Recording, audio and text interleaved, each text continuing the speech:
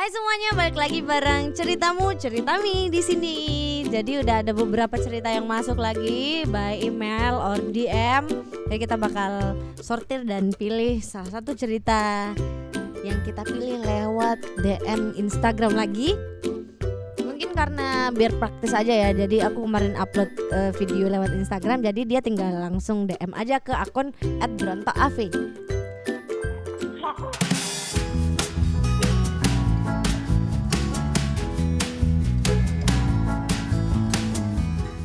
Hai, kucingku mau kenalan di sini. Kamu mau baca cerita nggak? Bisa baca cerita nggak? Oke, kita lanjut ke ceritanya aja. Oh ya, aku mau ngingetin kalian juga. Di sini kita bakal open cerita horor juga. Mungkin kita bikin videonya tiap malam Jumat. Jadi kalau kalian punya cerita pengalaman pribadi atau teman kalian yang punya kisah yang rada mistis, jadi langsung aja share via email or DM Instagram. Jadi cerita pertama ini kayaknya masih cinta monyet ya. Tapi mungkin dia nggak nganggap itu monyet. Jadi di sini orangnya tuh masih SMA. Tentang cinta pertama aku di SMA. Waktu itu masa orientasi siswa, ada satu cowok yang merhatiin aku terus dari jauh. Wah, GR amat nih cewek ya. Ya aku pikir biasa aja karena kan masih masa orientasi tuh. Terus pas dia liatin aku dia senyum gitu. Awalnya aku biasa aja, mungkin ya senyum ke yang lain kali. Pas aku lihat lagi dia tetap perhatiin aku terus. Sampai yang ketiga kalinya aku balas senyum dia, ya kayak aneh, seneng gimana gitu. Kayak punya firasat kalau dia itu suka. Udah kayak paranormal. Punya firasat. Kebetulan waktu itu beberapa bulan yang lalu aku habis putus sama mantan aku. Dan move onnya itu sulit banget. Ya aku orangnya kalau udah jatuh cinta sama orang, ya tetap jaga rasa itu sampai kapanpun. Jadi sulit jatuh cinta, sulit juga move onnya. Entah kenapa hari itu rasanya kayak plong aja gitu. Kayaknya mantan aku yang kemarin itu benar-benar di-delete dari hidup aku. Aneh, magic banget sumpah. Magic. Terus aku dia tipu. Ternyata terus aku niatin mau cerita ini ke teman-teman SMP aku yang kebetulan satu SMA lagi sama aku. Tapi esoknya aku malah nggak sekolah karena ada keperluan di luar sekolah. Sampai hari berikut jam istirahat sekolah tiba, aku sama teman-teman aku yang lain ngumpul di satu meja. Temenku ya biasalah cewek ya ngegosip. Terus ada satu temanku yang memecah keheningan. Ada teman kita yang nggak jomblo lagi katanya. Siapa? Jawabku. Kata temanku. Terus aku jawab, cie yang mana cowoknya? Ya yang nama teman bahagia ya ikut bahagia lah. Terus satu temanku nunjukin cowok yang lagi berdiri depan pintu. Dan aku kaget minta ampun. Gimana tuh kaget? Karena cowok yang dimaksud adalah cowok yang kemarin. No, God, please no. Wah, si dia patah hati nih, ternyata jadian sama temennya si. Anggap aja itu ya, mungkin semoga nggak nonton ya, dan kita juga nggak sebut namamu. Terus aku kagetnya dan aku ngurungin niat buat nggak ceritain ini ke teman-temanku. Karena dia mungkin tak dibilang kegeeran atau nanti malah ngecewain Caca, jadi dia memutuskan untuk tidak cerita ke teman-temannya. Lanjut. Lama kemudian mereka ngejalanin hubungan karena aku juga temannya Caca. Ya jadinya aku ikut akrab sama dia. Sakit. Tapi udah mulai sadar diri aja dan mundur kalau dia itu pacar temen-temennya. Aku mundur alon. Dan setiap kali mereka mau ketemuan pasti kencannya di rumah aku. Ya Tuhan, kenapa sih? Lu harusnya jangan gitu dong. Kalau lu ketemuan sama pacar lu, ya udah di rumah lu aja atau di rumah pacar kamu. Tapi nggak apa-apa, mungkin karena si nggak tahu ya kalau ternyata si mbaknya ini suka sama si pacarnya si. Mana tuh lanjutnya, pasti kencannya di rumah aku. Dan aku terima mereka dengan baik, so mereka juga temanku meski ada something di awal. Seiring berjalannya waktu, hubungan mereka mulai terlihat tidak baik-baik saja. Wah, mungkin si mbaknya beraksi. Sampai akhirnya aku dan dia memulai percakapan yang pribadi menurutku. Wah, seru nih. Aku sempat bilang ke dia kalau aku mau beli komik Naruto. Wah, ajib banget nih. Kamu suka Naruto juga kan? Tapi susah nyarinya, dan di sini mulai terjalin chemistry di antara kami. Setelah dia juga bilang suka komik. Wah, terima kasih Naruto. Kamu bisa. Oh ya, jangan-jangan kalian berdua wibu. Biasanya anak-anak komik tuh wibu ya. Ya biasalah. Oh, ternyata ada. Oke. Lanjut. Dan di sini mulai terjalin chemistry di antara kami setelah dia juga bilang suka komik anime. Ya bisa dibilang anak wibu juga. Sama kayak kameramenku, dia wibu. Terus keesokan harinya dia membawakan komik Naruto yang benar-benar pengen aku baca episodenya. Aku senang banget. Sampai beberapa hari aku pinjam, terus mau aku balikin malah dia kasih aja ke aku. Oh, dia gak dikasih pinjam, ternyata dikasih beneran sama si cowoknya. Ya aku senang banget. Itu komik yang sampai sekarang masih aku simpen.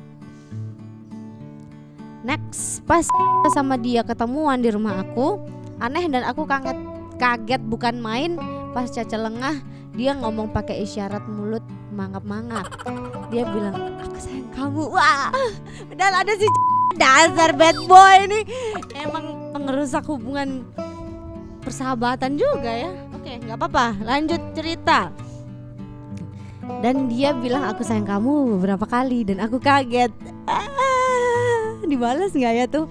Jadi canggung di hadapan mereka berdua. Gak enak sumpah, karena dia sama Caca masih menjalin hubungan. Kita singkat aja ya, sampai akhirnya mereka putus dan kami berdua jadi makin tambah akrab. Chemistry kita tambah kebangun karena kita sama-sama menyukai satu hal. Tapi akhirnya dia punya gebetan namanya Dila. Kebetulan dia juga adik kelas. Yah, pergi lagi. Dia juga adik kelas dan sahabat aku dari kecil. Ya berusaha nutupin rasa aku ke dia dengan cara ngedukung dia dalam hal apapun. Padahal si Caca sama si ini udah putus, seharusnya kamu masuk gitu. Tapi malah ngedukung dia sama Dila. Ya udahlah, terserah. Dia berusaha nutupin rasa aku ke dia dengan cara ngedukung dia dalam hal apapun. Termasuk untuk ngedapetin cewek, karena menurut aku kebahagiaan orang yang aku cinta itu penting. Iya sih, kadang kita harus merelakan dan mendukung apa yang kita anggap itu sakit buat diri kita demi orang yang kita sayang. Lanjut. Sampai mana tadi? Termasuk untuk ngedapetin cewek, karena menurut aku kebahagiaan orang yang aku cinta itu penting, meski harus aku yang berdarah. Luka tapi gak berdarah, gak kelihatan darahnya. Ya singkat cerita, dia sama begitu lama dia balik lagi ke aku. Ih, lu mau aja sih, gimana sih? Dan setiap harinya cinta aku terisi dengan full, sampai akhirnya dia punya gebetan lagi.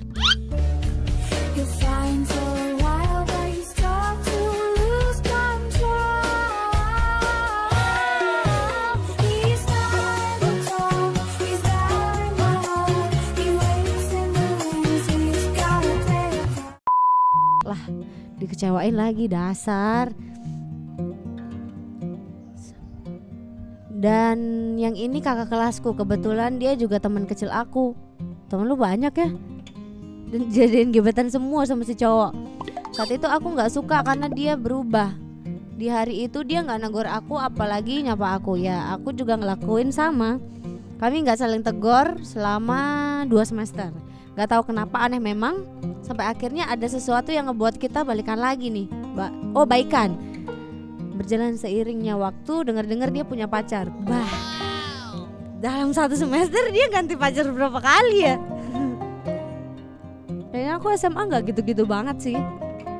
Dan aku tanya kebenarannya, ternyata dia ngelak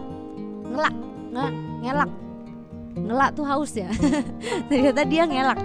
Dia tutupin itu semua, tapi aku tahu yang sebenarnya. Aneh juga sikapnya. Aku sadar diri aja, aku cuman temen dekat yang punya rasa ke dia dari dulu. Mungkin dia mulai sadar, makanya dia nutupin itu biar aku gak sakit hati. Dan terus sama-sama dia. Oh, maksudnya mungkin dia terus bareng-bareng walaupun dia sakit hati, tapi aku tetap aja gak enak sampai akhirnya berbulan-bulan kita gak tegur sapa lagi. Dan akhirnya baikan lagi. Hari itu dia ngebisikin aku sesuatu, aku sayang kamu, asem. Udah gak tegur sapa. Terus tiap semester gonta-ganti gebetan, masih aja sempet-sempetnya ngebisikin aku sayang kamu. Wait, tapi aku seneng banget. Tuh posisinya dia masih milik orang, jadi aku bercandain aja dia. Kasihan sih. Aku bilangin sama pacar kamu loh. Oh, dia bilang waktu si cowok bilang aku sayang kamu, terus si mbaknya ini ngomong, aku nanti bilangin sama pacarmu loh. Dia sama pacarnya LDR, cuma aku tahu orangnya. Soalnya pernah ketemu di suatu acara. Masih SMA tapi LDR, gimana nih? Sampai akhirnya mereka putus karena sesuatu yang aku nggak tahu. Dan dia pun kembali balik lagi ke aku kayak dulu. Jadi setiap cowoknya putus nih pasti dia balik lagi sama mbaknya. Tapi kok mbaknya mau aja, udah kayak terminal bus. Ujung-ujungnya ke dia lagi. Tapi mbaknya sabar banget sih. Oke, salut. Lanjut lagi. Udah tuh mereka putus, balik lagi ke si mbaknya. Dan cintaku pun semakin bertambah. Sampai akhirnya dia mulai berani panggil aku sayang. Cie, sayang-sayangan. Dan nembak aku. Wow. Akhirnya akhirnya mbaknya ditembak juga sama si cowoknya. Cuman aku posisinya lagi gak mau pacaran. Ih, kenapa? Padahal itu kesempatan. Soalnya nanti kalau dia cari gebetan, kamu lagi yang nyesel. Lanjut baca ceritanya. Jadi kita tetap aja jadi temenan dekat padahal punya rasa cinta yang gede. Ini banyak sih yang punya rasa cinta yang gede, soalnya dia ngalahan banget orangnya. Sampai ada hari dimana teman sebangkuku curhat sama aku kalau ada salah satu teman sekelas kita yang bilang kalau dia sayang sama siapa lagi nih. Ya saat itu setahu aku lagi patah hati karena di PHP-in teman sekelas kami juga. Ini gimana nih? Nanti disensor nggak? Oh iya ya, sebut saja ya. Dan terus aku seneng lah dengernya kalau udah move on. Terus aku tanya lagi yang dia ulang.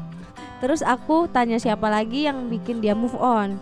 Dia bilang aku kaget. Dia adalah cinta pertamaku di SMA, baru kemarin bilang kalau sayang sama aku. Dengan mudahnya dia bilang sayang lagi ke orang. Makanya waktu lu ditembak lu harusnya nerima. Lanjut. Oke, kita lanjut. Dan dengan mudahnya dia bilang sayang lagi ke orang lain. Aku kaget. Ya memang hampir semua orang gak tahu hubungan aku sama. Oh jadi cowok cinta pertamanya tuh namanya jadi baru aja jadian sama. Jadi wajar kalau ngomong kayak gitu ke aku. Ya sulit sih tertawa sambil menangis. Wah, masih SMA ya. Tapi aku gak mau nyakitin Santi. Jadi aku malah ngedukung hubungan mereka berdua. Sampai akhirnya aku gak tegur sapa lagi. Terus aja gitu. Aku terus ngedukung Santi sama Dian. Tapi entah hubungan mereka gak bertahan lama. Dan balik lagi ke aku. Pengen ku bunuh lo. Kurang ajar lo. Sampai akhirnya satu kelas tahu hubungan aku sama. Nah di situ kita mulai bangun komitmen buat menikah kalau udah lulus. Wah, lu harusnya kuliah kerja di. Bapak lu nonton gak gue sensor. Oke lanjut. Kita ini masih SMA nih, tapi dia bilang di sini kita juga udah bikin rancangan rumah buat kita bikin sama-sama. Wah, aku aja yang udah kuliah nih belum bikin rancangan rumah. Nah tapi tetap aja pas udah lulus dia ngilang, dia punya pacar baru dan aku dilupain gitu aja. Dasar lo. Emang ya lu di. Bertahun-tahun rasa ini gak hilang-hilang sampai akhirnya dia tiba-tiba kembali dan ngajak aku nikah. Tapi posisinya dia lagi belum punya kerjaan. Belum punya pekerjaan tetap dan masih nabung. Ya hubungan kita ya kali ini bener-bener serius. Dia sering main ke rumah aku karena pas udah lulus kan kita jarang ketemu. Hubungan kita pun udah diketahui sama kakaknya dan kakaknya ngedukung kalau kita nikah muda. Aku bener-bener bersyukur saat itu. Kalian nggak pengen apa gitu ngabisin sisa waktu muda kalian buat seneng-seneng kemana gitu, liburan, nggak melulu uangnya ditabung buat nikah. Tapi ya salut sih gue sama orang-orang yang nikah muda, mentalnya udah mau nggak mau udah harus siap mental. Kita lanjut lagi, back to cerita. Aku benar-benar bersyukur saat itu akhirnya cinta yang aku perjuangin kejadian, tapi apalah daya takdir bahagia bukan milikmu. Milikku, kata si mbaknya. Bilang bosan sama aku dan dia punya pacar baru. Emosi tingkat dewa udah aku nih. Bapak lu nonton, ibu lu nonton. Kakak lu nonton, yang kakak lu udah ngedukung lu sama si mbaknya. Ya Tuhan, sumpah sakit banget itu rasanya. Udah berjuang sejauh ini terus dia ninggalin aku sama cewek yang satu kompleks sama aku. Gimana tuh rasanya, sakit banget. Dan sampai hari ini, detik ini rasanya itu aku tutupin pakai ketegaran yang aku punya. Meski berdarah tak bisa dipungkiri. Oke, rasa itu masih ada sampai sekarang. Aku udah gak bisa jatuh cinta lagi sama orang dan gak tahu ini sampai kapan, dan tetap dia adalah hal terindah yang tertulis dalam catatan hidupku. Tamat, dan itulah cerita dan pengalaman terindah penuh darah. Ya kali terindah, Mbak. Kamu udah ditinggalin pacaran, pas dia udah putus dia balik lagi seenaknya, dan kamu juga tetap buka hati. Tapi menurut aku kayaknya banyak di luar sana cowok yang mau nunggu kamu, mau nerima kamu apa adanya. Kamu gimana Jek? Kalau kamu posisinya jadi Dian, kamu mau nggak? Enggak. Iya kali ya kan. Aduh, yaudah sih. Di sini aku cuman mau ngasih pesan sama Mbak siapa ya?